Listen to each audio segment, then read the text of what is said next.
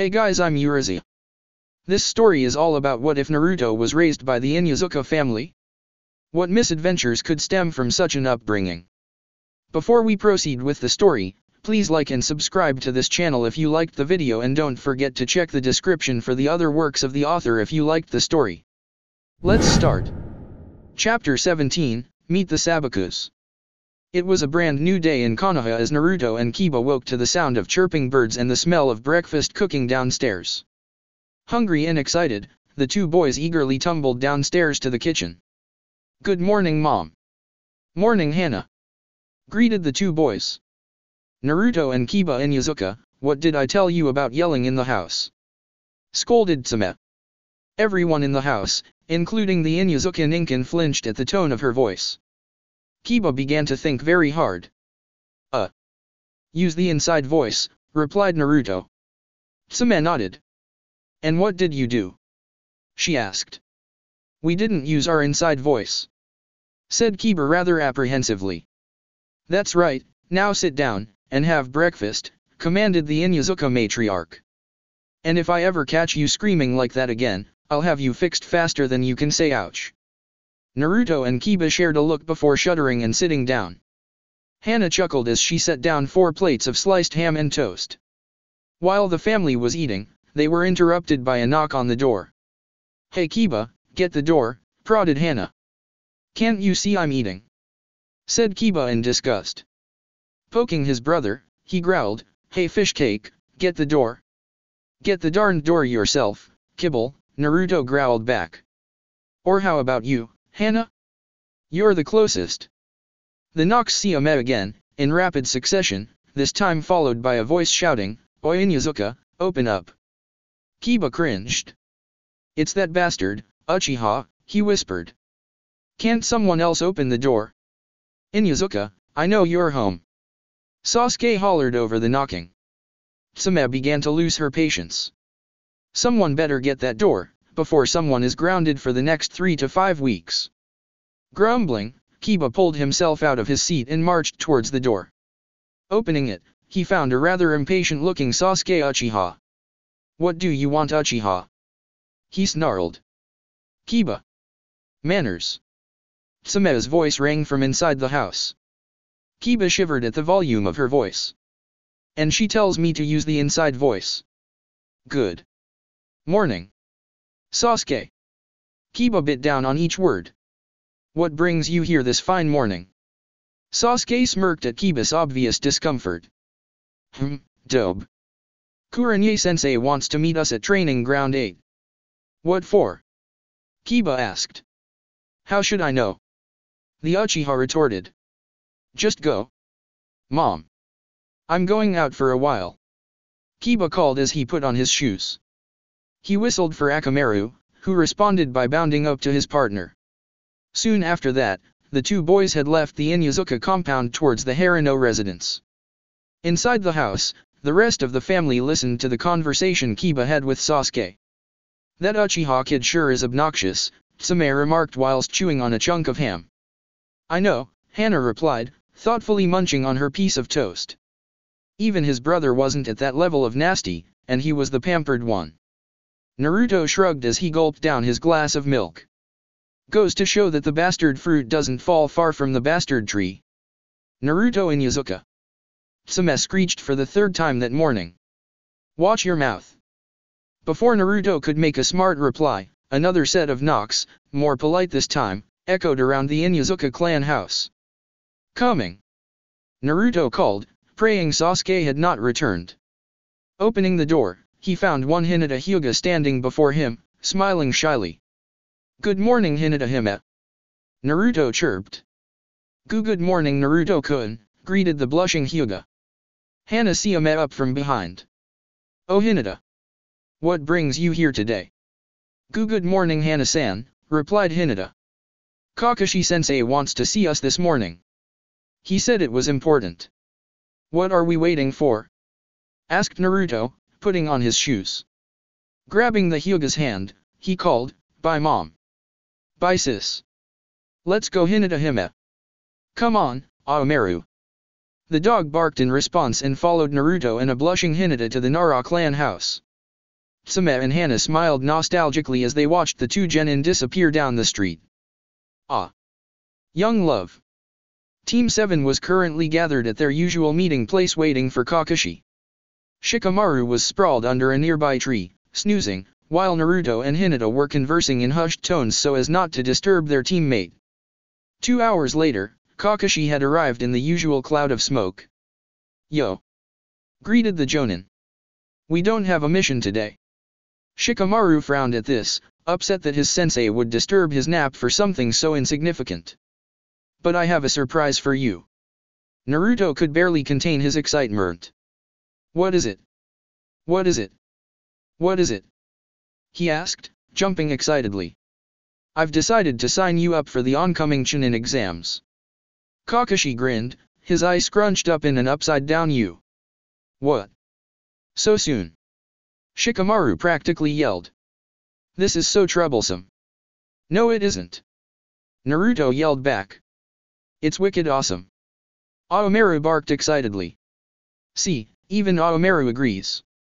Strangely, Kakashi joined in the shouting match, since practically everyone had been shouting since early in the morning. "Why are we yelling?" For the first time in her life, Hinata lost her temper. All the yelling was very strenuous and just plain annoying. "Shut up!" she yelled. A strange silence fell into the area. Naruto and Shikamaru's jaws were having a little rendezvous with the ground below, and if it was not for Kakashi's mask, his jaw would have done the same. It was not every day that one saw a Hyuga lose their cool, more or less their temper. If there was a Shinobi Ripley, he would have been there faster than one could say believe it. "So sorry," Hinata flushed, reverting back to her sweet, shy self. The yelling was getting annoying. "Understood," replied Kakashi. "Anyway, here are the forms for the Chunin exams. It will be held in room 301 at the academy. I'll be seeing you there in 2 days." That having been said, the Jonin disappeared in a swirl of dust and leaves. "Now what?" Naruto asked. Shikamaru yawned. "I'm going back home and taking 40 winks." "Shika. You're such a drag. Stop being a bore and do something for once." Naruto nagged. The Nara simply shrugged and turned to walk away. At this, Hinata decided to add in her 2 cents. There's a shogi tournament at Konoha Park today." At the words, "shogi tournament," Shikamaru's eyes widened by a margin. He immediately grabbed his teammate's hands and hightailed it towards the park, with Aomaru running behind them. As they were running, Team 7 was stopped by a very familiar voice. "Hey boss, where's the fire?" Team 7 turned around to see Kano Amaru and his friends looking at them strangely. "Shogi match. No time. Gotta go." Shikamaru wheezed. At this, Udon looked like Christmas had come early. "Did you say shogi match?" he asked, excitement crawling into his voice. "Let's go. Race yeah." With that he dashed off in a cloud of dust. Only to bump into a boy roughly about the same age as Team 7. "Ow. Watch where you're going, ya little punk," snarled the boy, lifting Udon by his collar. He had brown hair and his face had strange purple markings on it and he was dressed in a black jumpsuit. He wore a Suna headband on his forehead, fingerless gloves on his hands, and had a bandage-covered bundle on his back. Team 7, Kano Amaru and Mogi finally caught up with Udon. "Let him go, you big bully," yelled Kano Amaru. "Another smart mouth sneered the boy. "Let's see how smart it is when it meets Mr. Fist." "Get your gritty mitts off my friend," yelled Naruto. The brunette's painted face twisted into a sardonic smirk. "You too, eh? I don't mind. I haven't had my daily helping of twerp mush today anyway." "Kankuro, cut it out," a feminine voice called. A blonde girl in a purple tunic and blue skirt came towards them. Her hair was styled into 4 spiky ponytails and she wore a breastplate in her front fastened by a bright red sash. A Suna headband was tied around her neck, and strapped to her back was a large battle fan. "Ah! Come on Tamari, loosen up," said the boy called Kankuro. "I was just teaching these kids a lesson." "Kankuro, cut the crap," hissed Tamari. "He won't like it." While Kankuro was talking to Temari, Naruto had ordered Aomaru to perform dynamic marking on the brunette. When Kankuro felt something warm trickling down his leg, he was so surprised that he dropped Udon, who ran and hid behind Hinata and Shikamaru. Kankuro was livid. Why yeah little dash, he began to take a step towards Aomaru. Kankuro, enough, a raspy voice commanded from behind. Everyone turned to see a red head hanging upside down from the branch of a nearby tree. In a way, he seemed similar to Kankuro, yet there was a difference. He had the kanji for love tattooed on his forehead and his eyes had dark rings around it. He was wrapped in a white poncho, and a maroon jumpsuit could be seen from underneath his cloak. His hands were encased in a pair of brown gloves and he carried a peculiar gourd on his back. Like his female teammate, his Suna headband was tied around his neck. Both Temari and Kankuro gasped. Gaara. Kankuro, you're an embarrassment to our village, said the newcomer in that Samek cold tone. But I. Shut up or I'll kill you, growled Gaara. Kankuro gulped and instantly clammed up. Behind him, Temari looked equally uneasy. Gaara jumped from the tree he was on. Looking at Naruto, he felt the power radiating from the Cuba vessel. He could also feel Shikaka calling for blood. Not now, mother. I apologize on behalf of my teammate. You seem to be a worthy opponent. May I have your enema? Naruto looked at the Shikaka vessel. He had a rather odd scent trace which smelled like a combination of sand, tanuki, and blood. He heard Aomaru whimper, obviously scared of the stranger. Keeping his suspicions to himself, he replied, tell me your enema and I'll tell you mine. The Sunanin raised a non-existent eyebrow. Sabaku no Gaara. Naruto Inuzuka. Believe it. Gaara felt Shikaka pulse, but he ignored it for the moment. Well met, Naruto Inuzuka. Hopefully we'll see each other soon. Turning to his team, he said, let's go, motioning for them to follow him. Excuse me, Hinata called. Being foreign shinobi, I take it that you three are attending the Chuchunin exams. Noda, Temari scoffed, flashing her passport and an approved Konoha entry permit. Naruto, Hinata, Shikamaru, and the Kano Amaru Corps stared in silence as the three Sunanin walked out of sight. Just by looking at them, it was clear that the Suna team were not just any garden variety genin. If there were part of the competition, the Chunin exams would definitely be one wild ride. At the Hokage Tower, all the participating Jonin sensei stood before Hiruzen Sarutobi himself to hand in their applications, and among them were Kakashi Hatake, Kurenai Yuhei, and Asuma Sarutobi. The other sensei assembled were a bit shocked to see the rookies sensei turn in their applications. Don't ya think it's a bit too soon? Asked one of the other Jonin. Yeah, even Might Guy had to hold his team back for a year, and that one had the Hyuga prodigy, whispered another. Are you sure you want to go through this? Sarutobi asked the rookie's sensei. Affirmative, Lord Hokage. I, Kakashi Hatake, Team Genin Team 7 ready for the duties and obligations of a Chunin. Likewise. I, Kurenai Yuhei, Team Genin Team 8 fit for the duties and obligations of a Chunin. Yes. I, Asuma Sarutobi, Team Genin Team 10 ready for the duties and obligations of a Chunin. Very well then, said the Hokage. I accept your team's applications for the Chunin exams.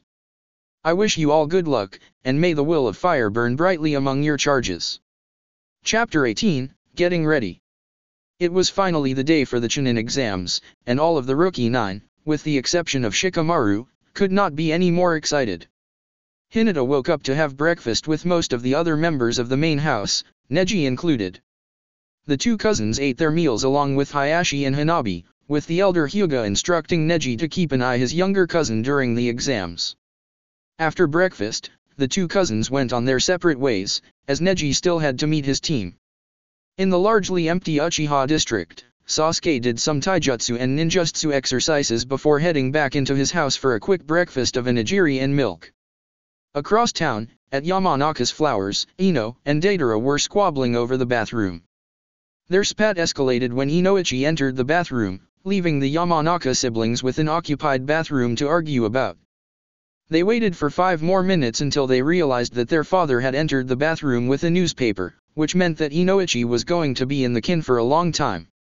Angry, the siblings huffed their way to breakfast, arguing about whose fault was it that none of them were able to take a bath. Things were very much normal in the Harano residence. Sakura's parents were not ninjas, but they supported their daughter's dream. The Pinkette had a good and cheery breakfast with her mother telling her to come back in one piece and maybe bring back a souvenir from the exams. It was Harano tradition to keep something from a special occasion. In fact, there was a memorabilia shrine full of photos and trinkets from important events in Sakura's life. Down the road at the Akimichi residence, Choji was having a big and hearty breakfast with Shino, who had slept over that night at the insistence of the Akimichis. Shino and Choji had spent the previous day sparring and training together at Shino's request. At the Nara Deer Ranch, the morning was generally troublesome when Yoshino marched into Shikamaru's room to wake him up.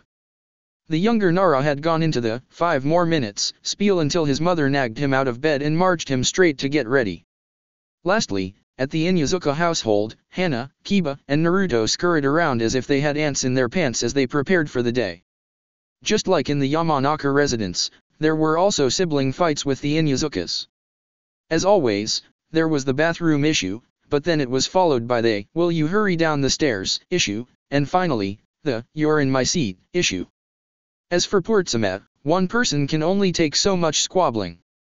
That's it, you pups better stop fighting over the proverbial bone, or so help me the 3 of you will be grounded until you're as old as the Hokage himself.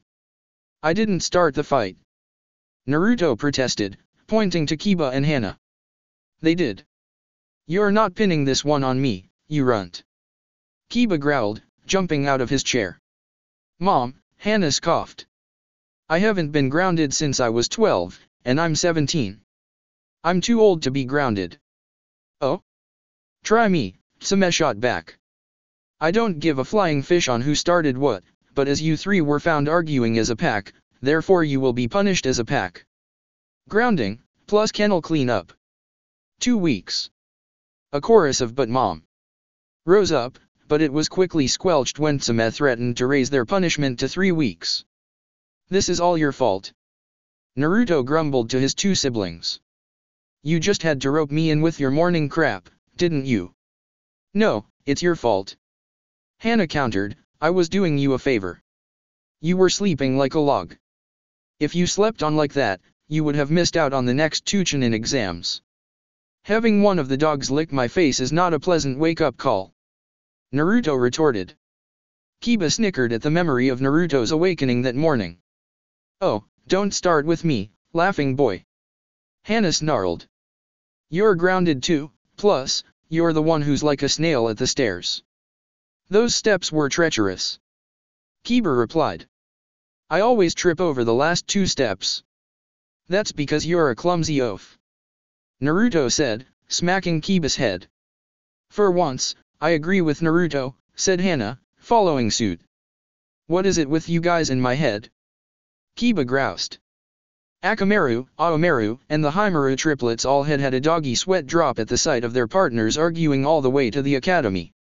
The Inuzuka siblings finally reached the academy where they parted ways. Hana entered the building right away, whereas Naruto and Kiba met up with their teams. As soon as Team 7 got together, they headed inside the academy building. Soon enough, they found their destination, room 301. But something did not feel right. Then it struck Naruto. They had only climbed 1 flight of stairs. They were only on the 2nd floor. It's a genjutsu, Naruto whispered to Hinata and Shikamaru. Let's move, guys. Before Team 7 could proceed any further, a weird-looking boy with black flipped-out hair and the biggest eyebrows ever seen met flying into the wall beside them. Looking for the source of his pain, they found a pair teenage genin standing by the so-called room 301. Let us through. A brown-haired girl with a bun hairdo in a pink Chinese-style shirt and blue shinobi pants was trying to negotiate with the genin guarding the door. In response, she was punched in the face. Little girls like you are better off at home playing with their dollies, scoffed one of the genin, who had wild, spiky hair and a bandaged nose. Yeah, so beat it, piped in the other genin, who wore a bandana. TCH. You losers don't even stand a chance right now, scoffed one Sasuke Uchiha, who had just come in with Kiba and Sakura behind him. This isn't even the 3rd floor. Show them, Sakura. What is that idiot thinking? Naruto asked himself. Doesn't he know that the genjutsu was making the exam much easier for us? Instead of complying with the Uchiha's request, Sakura simply stood there. Like Naruto, she knew that the genjutsu was the deciding factor for the cream of the crop. Sasuke's eyes narrowed at his teammate. If you won't do it, fine. I'll do it myself. Kai. As he cancelled out the genjutsu, it soon became clear to everyone that this was definitely not the third floor. So you figured us out, eh? Sneered the genin with the bandaged nose. No matter, let's see if you can handle this. With that, he rushed towards Sasuke, aiming an axe kick at him. Sasuke, on instinct, moved to retaliate, but suddenly, both kicks were caught by the eyebrow kid. Those present were shocked. The same thought was running through Team 7's mind. So fast. Lee, I thought you said we were supposed to remain incognito, Neji said as he moved from the spot where he had been observing everything. Sorry, I just wanted to prevent the unnecessary violence, replied the boy known as Lee. Whatever. Grunted Neji. Suddenly, Lee saw across Sakura and his googly eyes transformed into hearts. Oh fair and youthful one, may I have your enema? He asked, taking her hand. To say Sakura was shocked would be an understatement. The hair and light green gi Lee sported was somewhat acceptable, but the eyes they were just so weird, and the brows that accompanied them were not making it any better. I am Sakura and you are. Sakura. The boy cheered and jumped up. Such a youthful enema. It rings through the air just like the springtime of youth. My enema is Rock Lee and Dash. Yo. Step away from the lady, you dork. Yelled Kiba. Lee looked at Kiba, measuring him up. And who might you be, my friend? Kiba puffed his chest proudly. The name is Kiba Inuzuka, the best rookie there is. Teams 7 and 8 sweat dropped at this. Well Kiba-kun, if you're as good as you say you are, you don't mind a light spar, do you? Kiba smirked and moved into his stance. You're on, Bushbrow. However, Neji stepped forward and took Kiba by the arm. You don't want to fight him. Kiba frowned. Was Neji underestimating his abilities? Lee didn't look like much, so what was the big deal? Kiba, I'm telling you this as a friend, Neji replied. You don't want to fight against Lee? What's the matter? Kiba taunted. You scared we'll upstage you? Neji ignored the jab at his ego. It's not that. If you fight him, let's just say you won't be able to advance into the exams. Yeah Kiba, Naruto remarked. Quit embarrassing yourself. Aomaru barked in agreement. Growling lowly, Kiba backed down. Lee looked downcast at the cancelled spar, until his female teammate reminded him that he could find a lot more action in the Chunin exams, at which, Lee perked up once more. Hey Neji, asked Naruto, jerking his thumb towards the girl with Lee. Who's your teammate? Neji looked up. Oh, that's Tenten. Her family runs that weapons store downtown. EY. Enough with the chit-chat. Hollered the girl now known as Tenten. We have an exam to take, remember? Come on, let's go before they disqualify us, Neji beckoned, following after her. We'll chat later. As everyone filed into the third floor, they found Team 10 amongst the crowd of disgruntled foreign genin. What's their deal? Asked Kiba as he passed by the glares. You have enhanced senses. Why don't you put them to use and observe your surroundings? Retorted Shikamaru. Kiba pumped his fist. Okay Akamaru, let's go. Annoyed with his friend's stupidity, Shikamaru quickly bunked him on the head. Etu, Shika. Kiba whined, clutching the spot that had been hit. I was being sarcastic, grumbled the Nara. Seriously, you're so literal-minded, it's troublesome. Tisk. Dobe, snorted Sasuke, smirking at Kiba's lump. Oh yeah. Kiba shot back. Well, Daffy Duck called. He wants his butt back. The brunette Inuzuka's comment earned a round of laughter from those present and the Uchiha flushed redder than the tomatoes that he loved so much. Anyway, asked Ino. Why are they glaring at us like that? Haven't you noticed? said a bespectacled boy with a silver ponytail. You're the youngest group of genin here. Usually most of those who try out have at least 2 years of experience. You'd be insulted too if your opponents were a bunch of greenhorns. Who are you anyway? Asked Choji. Me. Replied the boy. I'm Kabuto Yakushi. I'm a genin just like you. You're still a genin? Asked Kiba incredulously. You're old enough to be at least a mid-genin. How many times have you taken the exams? The question earned him a vicious elbow to the ribs from Naruto and Sakura. 7, replied Kabuto. I've taken and failed this test 7 times. Trust me. This test is no walk in the park. There are plenty of teams that are more than a match for you. Hinata gasped at this. Now she was even more nervous than ever.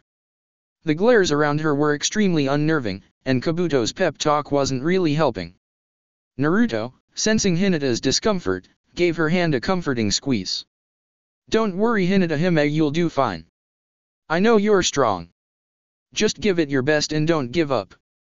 Hinata blushed and straightened up as Naruto's encouragement strengthened her confidence and determination.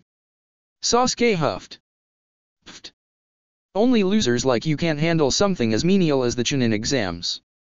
Kabuto smirked. Getting cocky now, aren't we, Sasuke Uchiha? A collective gasp was heard amongst the rookie 9. How do you know my anime? Asked Sasuke.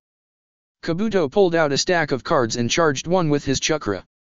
Instantly, a picture of Sasuke appeared along with some stats.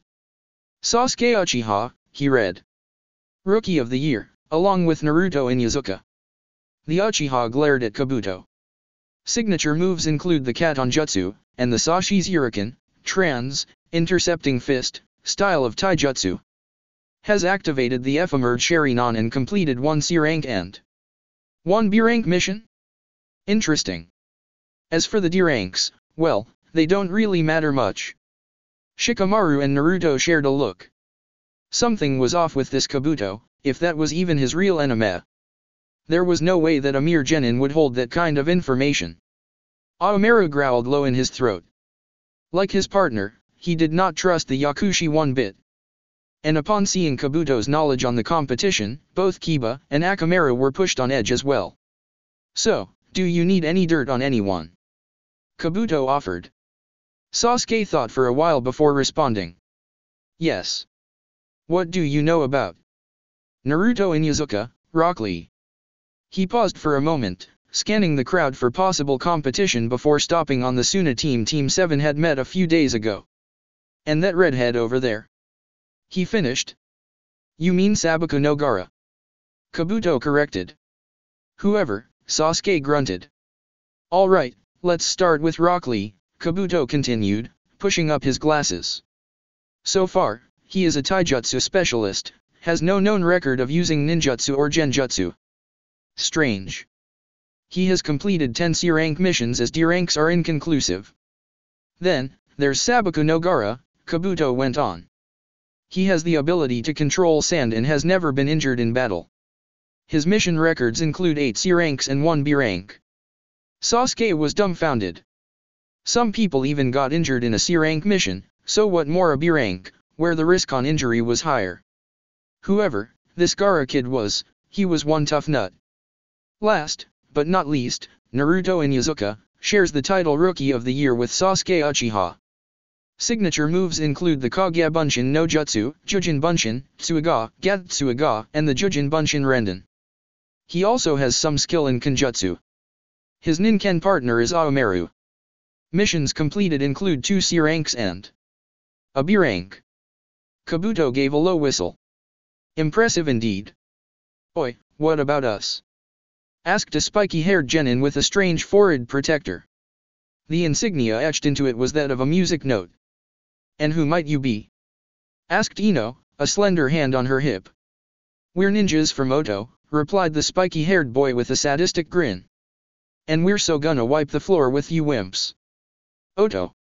Sakura asked, curious. The Hidden Sound Village, it's a relatively new village, Kabuto explained. I believe it's their first time to participate in the Chunin exams. Very good, said another Otonin who looked like a hunchbacked mummy. At least someone's been doing their homework. But that won't help you here. He raised a hand that was encased in a strange gauntlet and Kabuto collapsed onto one knee, retching. "Leave him alone!" yelled Sakura, not liking the idea of these punks picking on an innocent bystander. "Back off, Pinky!" snarled the female Otonin who had a hairdo that was reminiscent to that of Neji's. "It's kunoichi like you that give kunoichi like us a bad anime." "Okay, break it up!" yelled a gruff voice. The genin assembled looked up to see a scarred man in a trench coat and bandana standing at the doorway of room 301. "All right, you maggots," growled the man. "The name is Ibiki Marino. I'm the proctor for the first part of the Chunin exams. Let me be the first to welcome you to hell.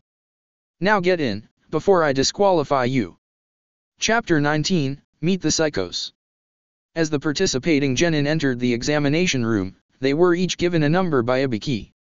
"Okay you punks," Ibiki spoke as a few Chunin proctors went about, passing exam sheets. "This is a written test dash." "A test?" Akusa genin protested. "I thought we were over that once we got out of the academy." Similar protests rose up from the crowd. "Quiet!" Ibiki roared, silencing the protesting genin. "As I was saying, you'll be seated according to the numbers you were given. There are 10 questions in this test, and each of you will be given 10 points, one for each question, to start with. Cheating is highly frowned upon, and if you are caught by any of these proctors here, 2 points will be deducted. If your total score drops down to 0, you will be expelled from the exams, and if this happens, your teammates will also be disqualified. However, as a consolation, the 10th question is optional. You may or may not choose to answer it. Any questions?" The Chunin hopefuls simply stared blankly at the head proctor. Crickets could be heard chirping in the background. Ibiki smirked sardonically. "Since no one has anything to say, you may all now begin." As the test began, silence gradually blanketed the room. The entire area was devoid of sound, not even the scratch of pencils on paper, and it was easy to understand why. "What the heck is this?" Kiba thought as he looked down onto his paper. "They never taught us this in the academy." Perched on his head, Akamaru grunted in displeasure. Shikamaru lazily opened an eye onto his paper. "Troublesome. This is almost too easy." He picked up his pencil and began to write down the answers. After a while, Sakura began scribbling down her answers too. While she was not as smart as Shikamaru, she had a reliable brain, and found Ibiki's test to be fairly simple. Naruto looked at his paper contemplatively. Something's off here. Why would anyone simply deduct points for cheating? Whenever Iruka-sensei catches someone cheating, he doles out a harsh punishment. Scarface must be nuts unless. He glanced up to see Ibiki smirking, and the proctors gripping their pens and clipboards. "He wants us to cheat," he concluded. As Naruto suspected, the other genin began using various methods to cheat.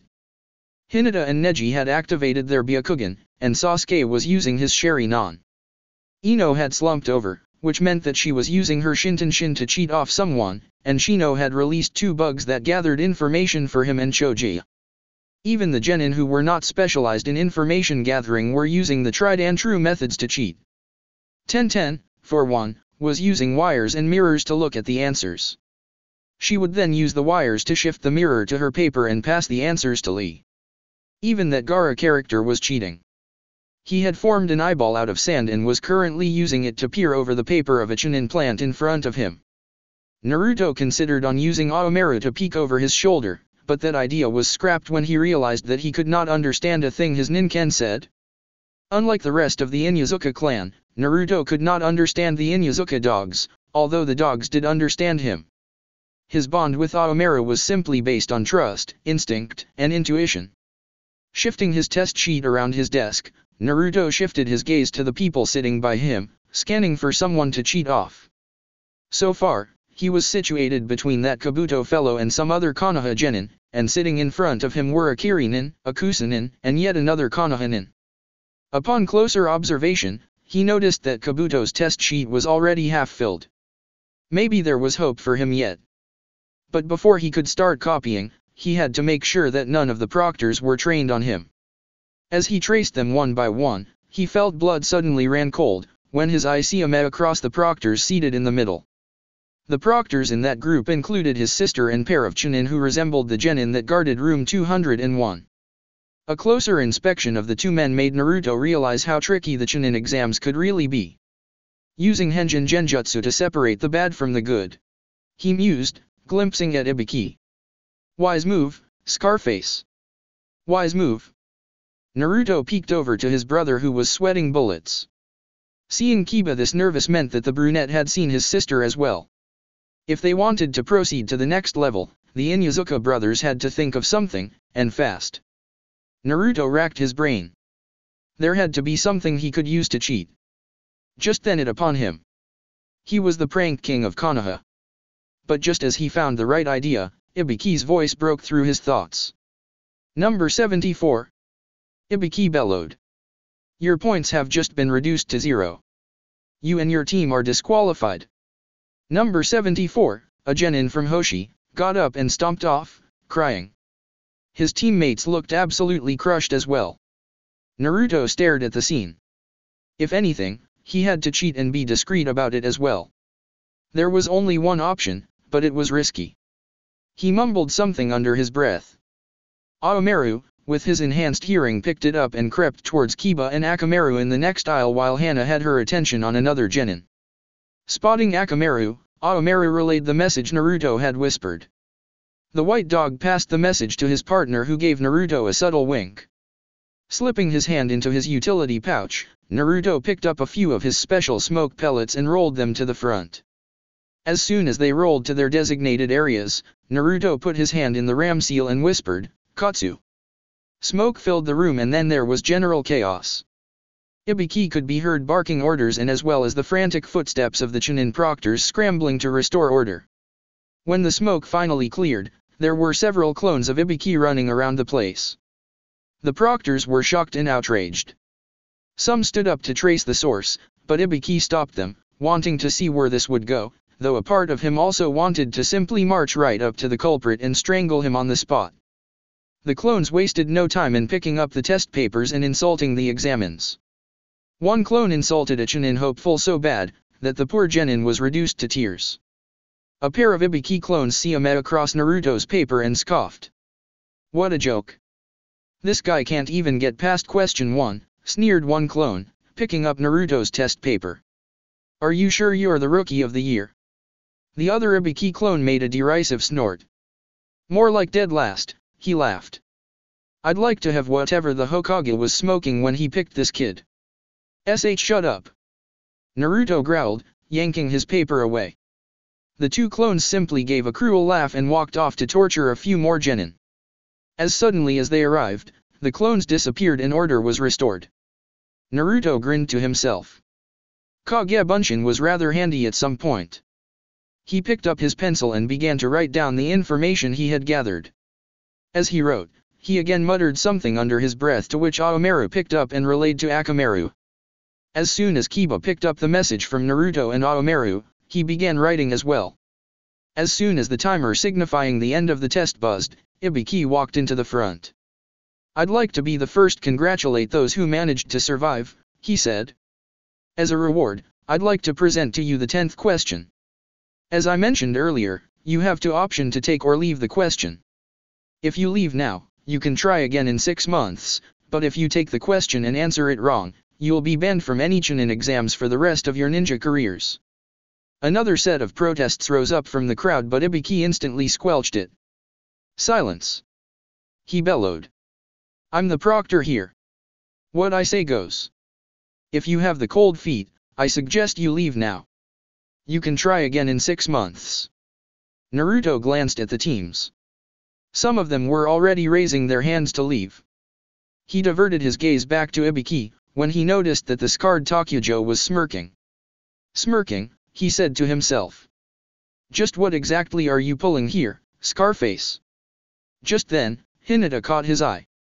Among all of Team 7, Hinata was the most nervous and Ibiki's words had put a dent to the wall of confidence Hinata had built during her time with Naruto. As the Hyuga moved to raise her hand, Naruto jumped up on his desk. Listen up, Scarface. I don't care if I have to be a genin for the rest of my life, because I know I'm going to be Hokage.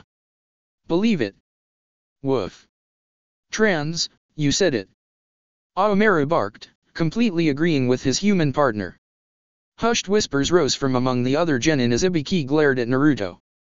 Suddenly, the sadistic smirk returned to Marino's scarred face. You're not leaving, eh? He chuckled, his eyes never leaving Naruto. How about you, he asked, turning to the other genin. No one answered. Seeing as nobody moved, Ibiki decided it was time to pass judgment. You all pass. All the genin present were stumped. Wadash. What about the 10th question? Ino asked. Ibiki chuckled as he worked on the knots that kept his bandana tied in place. There is no 10th question. This test was designed for you to prove your information gathering skills and your courage to face the unknown for the sake of your home village. The very fact that you are still here shows that all of you display these qualities. Ibiki yanked off his bandana, revealing the horrible scars and holes that dotted his bald head. Each of these scars is a memento of the bloodshed I had to go through during my career as a ninja. It is the Sameh for you. You are the soldiers of your Kage and daimyos. To back down on their order is considered as a sign of treason. As ninja, it is your duty to see that your mission though the end, whether it be a success or a failure. If you have an informant, you have to be sure that he is not a double agent.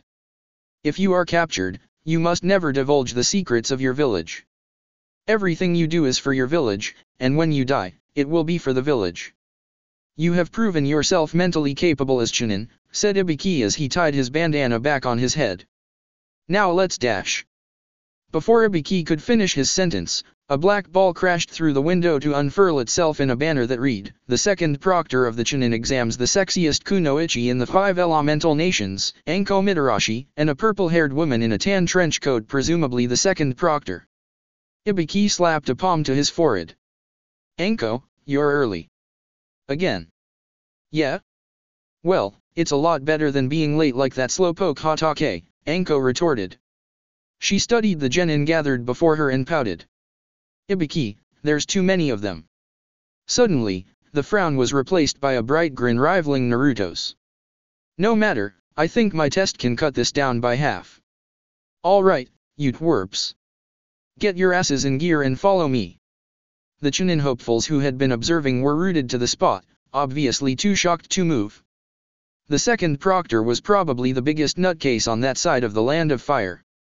Anko turned around to see that no one had moved an inch. She frowned once more.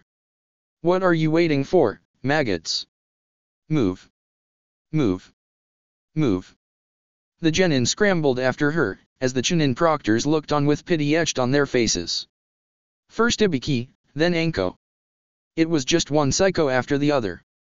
Hopefully, the third proctor would be a bit more merciful. Chapter 20, Welcome to the Jungle. Anko led the genin through the training grounds until they reached a heavily forested expanse blocked off by a very tall interlink fence with many doors. Hello kitties, she chirped. Welcome to Training Ground 44, or as I'd like to call it, the Forest of Death. Why is it called the Forest of Death? Asked a rather apprehensive Kirinin. A blood-curdling scream permeated through the air, and Anko flashed the Kirinin a sadistic smirk. Does that answer your question?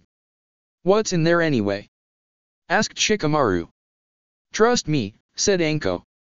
You don't want to know. Anyway, Anko continued.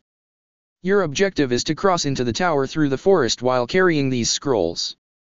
She held up a pair of scrolls that were either bound in a black or white wrapping with the kanji for earth written on the black scroll and the kanji for heaven written on the white one. While Anko was talking, Kiba began to zone out and Akamaru, who was perched under Kiba's hood, snoozed peacefully. Suddenly, a kunai flew past Kiba's head, whizzing right over Akamaru. Woof. Woof. Erf. Akamaru yelped. What was that for, ya crazy kook? Translated Kiba, who was startled back to reality. Brat, I haven't forgotten what your dog did to me, Anko growled. So if you don't want him to become my new throw pillow, I suggest you pay attention. Man, she's even nuttier than what I've heard, mumbled Naruto to Choji, who nodded. Another kunai whizzed past Naruto, cutting his cheek. Aomera yelped in alarm. The blonde looked up to see Anko walking towards him with a sickly sweet smile. Say that again. She purred as she licked the cut on his cheek. Lucky bastard, Kankuro grumbled. Tamari caught his comment and whacked him with her fan. Excuse me, you dropped this, a female Kusa Genin Siame forward holding the Anko's kunai with her tongue. Thanks. Anko grabbed the kunai and wiped them off. Something was off with the Kusa Kunoichi, but she couldn't quite put her finger to it. Shrugging off her doubts, Anko continued with the rules.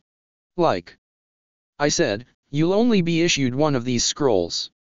You'll have to acquire its partner scroll by any means necessary, which means, killing is allowed. A few genin could be seen soiling their trousers. You have 5 days dash. What about food? Choji interrupted. Anko glared at the pleasantly plump boy before continuing. As I was saying, you have 5 days to complete this trip. As for food, the forest is full of things to eat. Just try not to be dinner. She smirked at the horrified expressions that Siame across the weaker genin. Before you head off, please proceed to the booth on the far side and get a liability waiver from the Chunin assistants there. After you all sign your waivers, you can trade it for a heaven or earth scroll. After the rookie 9 signed in their waivers, they went towards the Chunin who was handing out the scrolls to find a very familiar face. Datara. You're one of the Chunin assistants for this test? Kiba asked, bewildered. The pony-tailed blonde shrugged nonchalantly. It's part of my job as a Chunin, then he looked at the brunette dangerously. Yeah, wanna make something out of it, Kiba raised his hands in a placatory manner. No. No issue. Unbelievable, Sasuke scoffed. I can't believe this tranny scares you, Yujire Tonkeke. Kiba and Datara turned to face Sasuke with murder etched on their faces. Yeah, wanna say that to my face. Naruto and Ino were not too happy either. The remaining members of the Konoha 12 had to split into 4 groups to hold the 4 hotheads back. After everyone calmed down, Datara began passing out the scrolls to the teams. As he Siame across Team 10, he stopped and pulled Choji and Shino aside. Hey, watch over my sister, okay? Datara asked. His voice caught a threatening edge. Cause if you don't dash. Choji and Shino gulped and quickly nodded, not wanting Datara to finish his threat. As soon as everyone had a scroll, and had readied themselves for the trek, Anko called their attention once more. One last piece of advice before you head out there: whatever you do, don't die. Turning to the Chunin by the gates, she signaled them to open the doors. As Anko rang the bell, the participants quickly dashed into the dark forest, signifying the beginning of the second part of the Chunin exams. Naruto looked at his compass watch. According to it, it had been 2 hours since the teams had entered the Forest of Death, and Team 7 was currently heading north-northeast, which, according to Hinata's Byakugan, was the right direction. Can we take a break now? Shikamaru wheezed. Geez, Shika, Naruto admonished, annoyed with the Nara's indolence. Stop being such a dash. Yek. Hinata had stepped on a rotten branch which broke under her weight. Due to her shock, her reflexes were dulled and she could not access her chakra. Fortunately, Naruto managed to dive in and catch her before she became nothing more than a stain on the forest floor. Naruto gave a low whistle as he set her down on a sturdier branch. That was close. You should be more careful on where you step, Hinata Hime. Again, the Hime comment sent the Hyuga blushing as she gave the Inuzuka a quick nod in response. Are you okay, Hinata Hime? You seem flushed, Naruto stated, putting a hand on the Hyuga's forehead. You feel a bit warm. Do you have a fever? Aomeru gave a sharp growl, which translated to Yumoran, she's not sick, she likes you. As in, she really likes you. You don't even have to be an Inuzuka to be able to sense that. It's so freaking obvious. You hypocrite, Shikamaru grumbled. You said no breaks, and here you are, flirting with Hinata. If you're gonna be like that all day, I demand my rights for some cloud watching time. At the flirting comment, Naruto blushed and pulled his hand back, resulting in a very disappointed Hinata. Inner Hinata began thinking of ways to dispose of the lazy Nara in the most painful manner possible. Let's move, Naruto said rather stiffly. It's best if we find that heaven scroll and fast. Team 8 was having a field day. They had been hopping through the forest for hours without any success in finding a heaven scroll. This sucks, Kiba grumbled, chucking away the earth scroll Team 8 had won off a group of Kumo genin. You'd think in a forest full of genin, it'd be easy to find at least one measly heaven scroll. Sasuke glared at him as he confiscated the weapons from the Kumo genin. Stop your bell-yawking, Yujire Tonkeki. It's not going to help us find the required scroll. I'd have to agree with Sasuke on this one, Sakura said almost regretfully. Besides, it's only been 6 hours since we started. It's natural that we won't find anything just yet. I still wish it was just as simple as jump in, kick butt, and get promoted. What's in this scroll anyway? Kiba reached out for the earth scroll. Don't open it. Sasuke shouted, snatching it away. Didn't you hear the proctor, dope? Bad things will happen if you open the scroll. She was probably just making it up. How bad can it be? Sakura punched Kiba on the noggin. Ow. What was that for? Cried the Inuzuka, nursing his new lump. That's for not listening to the proctor, Sakura growled. Then her expression changed. This isn't child's play, Kiba. This is serious business, and it worries me. If one of us gets killed, it'll be years before we could take the exams again, and to make it worse, if one of us dies, Team 8 will die as well, and I don't really want any of that to happen. Kiba's eyes widened at Sakura's statement. He had been too brash. He had forgotten about his team, his pack. Another Inuzuka clan saying was that even a cat's hairball was worth more than those who forgot their pack. Had he been like that? Was he worth less than a cat's hairball? Kiba, Kiba. Sakura punched the Inuzuka once more. Snap out of it and answer me. Sakura's punch snapped Kiba out of his trance. He turned to see Sakura looking at him worriedly. Akamaru grunted. Sometimes, his partner was just too dense. You're right, he replied with the Inuzuka's feral resolve. I can't believe I'm such an idiot. I should have listened if I wanted to us make this through, and we're gonna. No more complaining or nonsense from me, no siree. Attaboy. Sakura cheered, hugging the Inuzuka, who blushed a bit. I'd hate to break up your love fest, but we need to hurry, Sasuke quietly spoke up, looking somewhat amused and irritated but mostly irritated. We have a heaven scroll to capture. At the Uchiha's words, Kiba and Sakura realized that they had been hugging right in front of their teammate. Blushing furiously, they released each other before resuming their search. Anko sat on a thick branch as she munched on some dango and drank the red bean soup that she liked so much. As she finished another stick, she hurled the empty skewer towards the trunk of a neighboring tree. The skewer embedded itself into the wood, finishing the Konoha symbol that was completely made of empty dango skewers. Anko grinned at her handiwork. Anko-san, Anko-san. We have a problem, The sweet-toothed Jonin peered down to see Deidara shuffling towards her in panic. What is it, Yamanaka? She snarled. Can't you see I'm busy with my art? Deidara wrinkled his nose in disgust. In his eyes, the skewer art was not even the least bit artistic, but common sense told him not to voice out his opinion on the Takujo's handiwork, especially if said Takujo was capable of converting the Cyclopean blonde from Ino's brother to Ino's sister. We found the corpses of some Kusa genin a few meters away from the forest, And the most chilling part about was the fact their faces were missing, It's like they got skinned or something. Anko frowned. Kusa genin? Long tongue? Missing faces? How could she have been so stupid? It's just as I suspected, she hissed to herself. He is back. Anko-san, Anko looked down to see Deidara pensively waiting for her orders. Alert the Hokage. She barked. Tell him that Orochimaru of the Densetsu no Sunin has returned. Go. Now. Deidara ran a few meters, before turning back to face Anko. What about you, I'm going after him. If he's out on the loose, there's no telling what he might do to those kids out there. Chapter 21, A Snake from the Grass. It was now day 2, and Team 7 was currently camped out in a small grove when they heard someone scream. Led by Naruto, they scrambled to the scene, whilst making sure that they were not sensed by the enemy. Concealing themselves in a clump of bushes, they were greeted by a sight that was by all accounts, not very pretty to look at.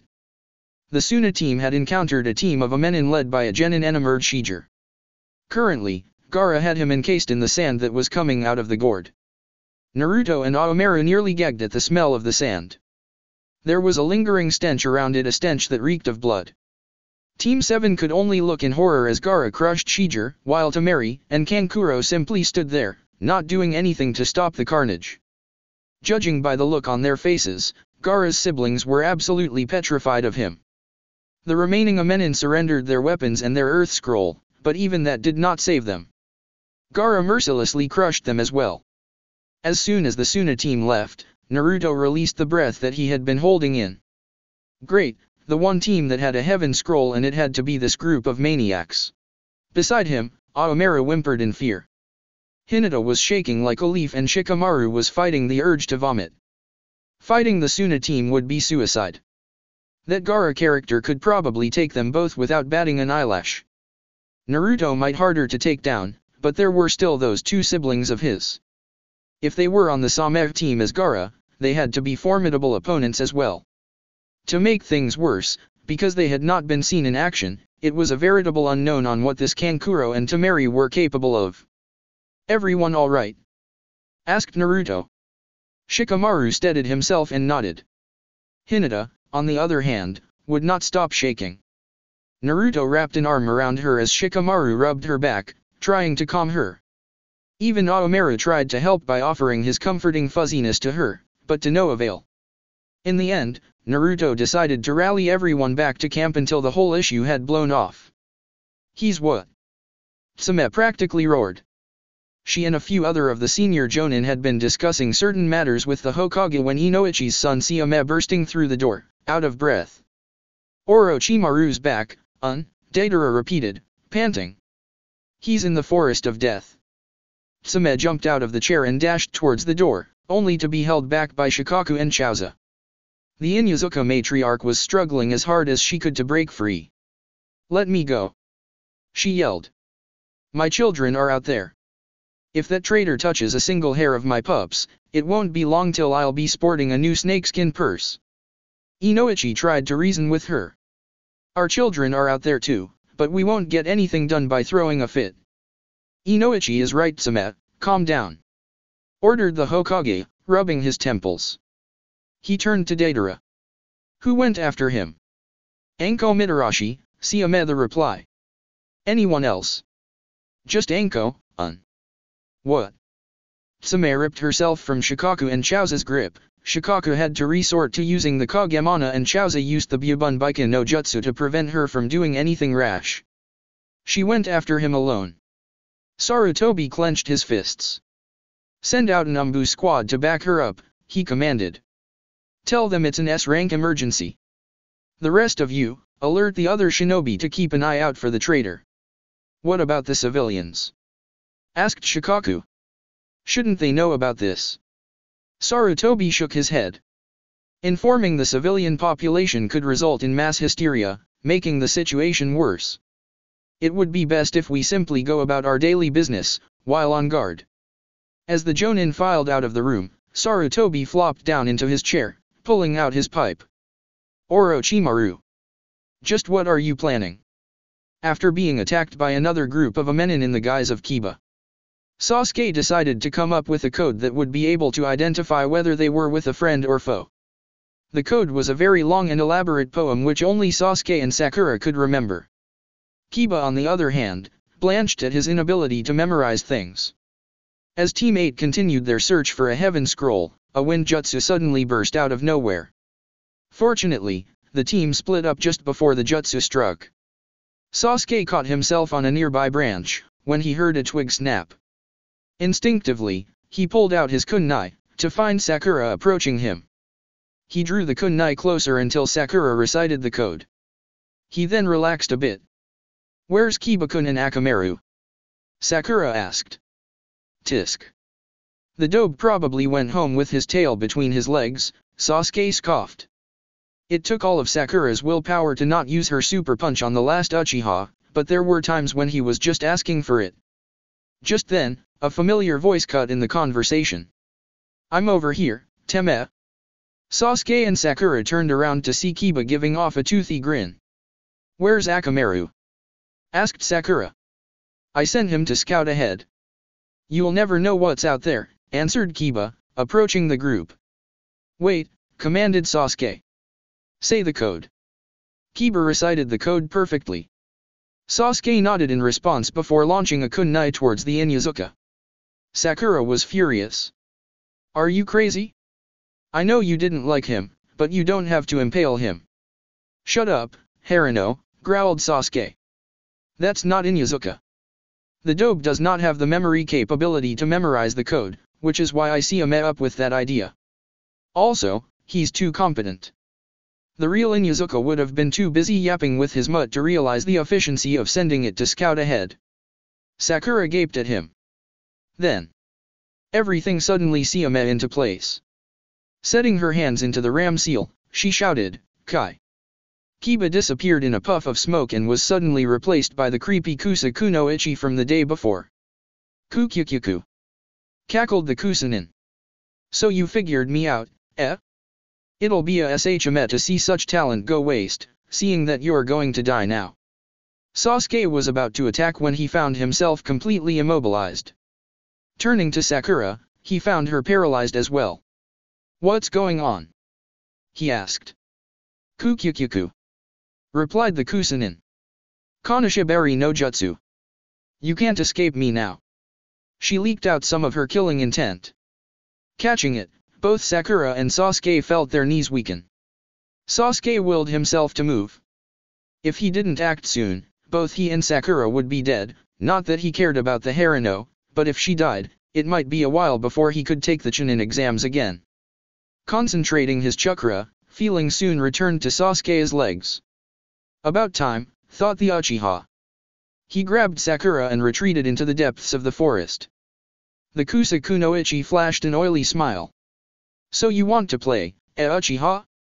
Fine, let's play a Jame. I call it, hide and go kill. The Jonin senseis were currently relaxing in the Jonin lounge. Kakashi was reading his book, Asuma was flirting with Kurenai, and the fashion-impaired Might Guy was trying to challenge Kakashi into one of his ridiculous contests, when suddenly, the door flung open to reveal a panicked Tsume Inuzuka followed by Hayashi Hyuga. Whoa, where's the fire? Asked Asuma. Tsume glared at the laid-back Jonin. She was about to retort when Hayashi beat her to the punch. We are on alert. Orochimaru of the Densetsu no Sunin has returned. A collective gasp was heard throughout the room. Orochimaru was an enemy to be reckoned with. Along with Jiraiya and Tsunade, he held one of the legendary summons and had been enamored Sunin by none other than the legendary Rainin, Salamander Hanzo. He was very powerful and his Kenjutsu skills were unparalleled. Only a few had managed to go on par with him, including the Yondaime, Sakumo Hatake, and Sakumo's apprentice, Shippo Inuzuka, the late husband of Tsume Inuzuka. It was not only power that marked Orochimaru, it was his exploits. It was reported that the man had been experimenting on fellow shinobi. It was a fact that he had even gone as far as to mark his own students with cursed seals before abandoning them after the then incomplete seal had been proven a failure.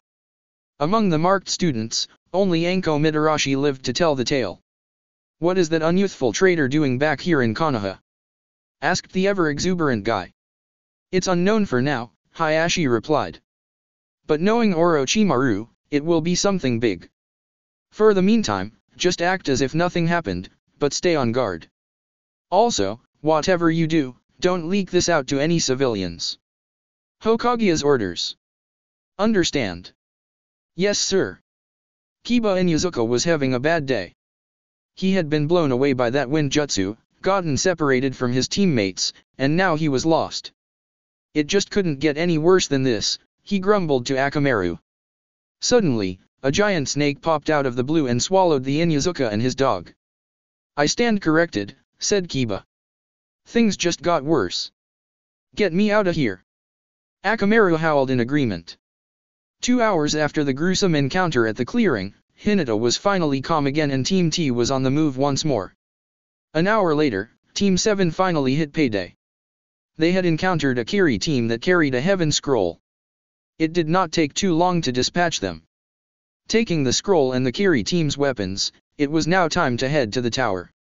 A giant snake slithered through the forest of death. The sight itself was not that unusual as there were plenty of giant animals in the forest including giant tigers, giant centipedes, and giant carrion crows, just to name a few. In all truth, the sight itself was nothing out of the ordinary. However, inside the snake sat one very irate genin and his nin dog. Yip. Erf. Erf. Barked Akamaru. Trans, we have to get out of here. Yeah, think. Said Kiba. If we don't do something now, we'll be nothing more than snake crap in a few hours. Woof. Erf. Erf. Trans, why don't you use the Gatsuaga? Kiba's face brightened up. Of course. Akamaru, you're a genius. Akamaru's sweat dropped. And he's supposed to be the evolved one on the team. Kiba gave Akamaru the special pill. Jujin Bunshin. He cried. Unsheathing the Shiraga, he dove in for his signature jutsu. Gatsuaga. In the outside world, the giant snake writhed in pain. As two blue-greenish drills burst out from its stomach, the snake dispelled. Kiba and Akamaru emerged, slimy and grinning. Finally, fresh air. Come on Akamaru, let's go catch up with Sakura and the Teme. And maybe we can get cleaned up afterwards. Which way? Which way? Sasuke had been hopping through the forest with Sakura and To for a while. Wherever he turned, the Kusanin seemed to just pop out of the blue. Sakura was still frozen in fear and even with his Sharingan, Sasuke was barely getting by. You can run, but you can't. Arg. A shuriken flew out of nowhere and hit the kunoichi on the arm. Blah, blah, blah. You're all hot air. Grumbled a very familiar voice. Erf. The voice snapped Sakura out of her stupor. Kiba. She stuttered. You brat. Shouted the Kusanin. How did you escape my snake? That was you. Growled Kiba. Oh, now there's hell to pay. Tsuga. Kiba smirked as his Tsuga connected with the Kusanin. However, his smirk disappeared when the Kusanin suddenly became brown and sticky. Kiba tried to pull free, but he was stuck fast. Doro Bunshin, trans, mud clone. Shouted Sakura. Yes, crooned the Kusanin. A very handy tool, don't you agree? Sakura rushed towards Kiba. Making a few hand seals, she shouted, Doton, Retsu Dotensho. A nearby rock shot towards the Kusanin, but the kunoichi simply deflected the missile and kicked Sakura right into the clone. You little pests have interfered for the last time. Hissed the Kusanin. Kuchi Yase no Jutsu. A giant snake loomed over Kiba and Sakura. The two genin screamed and struggled, but to no avail. The mud clone was just too sticky. But just as all hope seemed lost for the two genin, Sasuke Siyame to the rescue. Raiten, Raisenka. Several lightning balls shot towards the snake. A couple even hit the Kusanin, stunning her and dispelling the Bunshin. Shinobi rule number 1, said Sasuke. Never let your guard down. Katon, Kukakyu no Jutsu. The jutsu hit the snake and the kunoichi. The creature gave a loud bellow before dispelling. Wow Sasuke, you saved us, remarked Kiba. That's a plus, coming from you. HN, snarled the Uchiha. Kukyukyuku. You really are powerful. You will be the perfect vessel. Team 8 looked up to see the Kusanin scrambling back to her feet. Half her face had been burned off by the giant fireball, revealing the pale face of a snake-like man. The genin backed away slightly. Who are you and what do you want? Sakura gasped. The creepy man peeled of the remnants of the Kusanin's face. My enemy is Orochimaru, and I'm here for Sasuke-kun. Stay away from him. Shouted Kiba. Akamaru jumped to the front and growled. I know you don't like him, so why don't you just hand him over to me? Sneered Orochimaru. I'll be happy, you'll be happy. It's a win-win situation. That's beside the point, snapped the Inuzuka. Although he's a Teme, he's still a part of my pack, and we Inuzukas would never abandon a member of our pack. Orochimaru chuckled darkly. Ah yes, the Inuzuka pack mentality. It can't do anything about this. Kiba found himself flying as Orochimaru punched him straight into a tree. Sakura was about to use a genjutsu when the Snake Sunin unleashed his killer intent once more. She immediately dropped to her knees. She could only watch in horror as Orochimaru stretched out his neck and bit Sasuke's neck. As soon as Orochimaru let go, a strange seal appeared on the Uchiha's jugular. Sasuke collapsed, clutching his neck. What did you do to him? Sakura screamed. I simply marked him. He's mine now. Kukyukyuku. With that, Orochimaru sank into a tree and disappeared. That's it for part 4. Thank you for watching and see you on the next video.